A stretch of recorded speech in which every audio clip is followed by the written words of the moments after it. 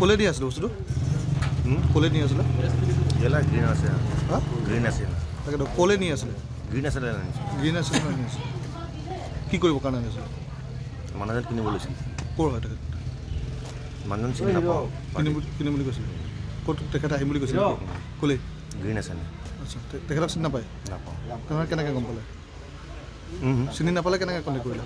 এই চাৰি ল'ৰাজন আছিলে কি নাম বাবু বুলি মুছলিম ল'ৰা আচ্ছা কি নাম ক'লে বাবু বাবু বাবু অৰিজিনেলটো নাজানে বাবু বুলি মাতো আৰু তাৰপিছত তাৰপৰা তেখেত লৈ আহিলে ইয়ালৈ অঁ তাৰপিছত আৰু আমাক তাতে ধৰিলে খেৰবাৰীতে কিমান টকাত বিক্ৰী কৰিম এনেইতো আমিতো 20 লাখ টকা কৈছিলোঁ কিন্তু তেওঁলোকে 2 লাখমান টকা দিম বুলি কৈছিল ক'ত পাইছিল বস্তু মই কাৰ্বি লওঁ যিকোনো খবৰৰ বাবে যোগাযোগ কৰক 7099017330 লগতে 7099017110 নম্বৰত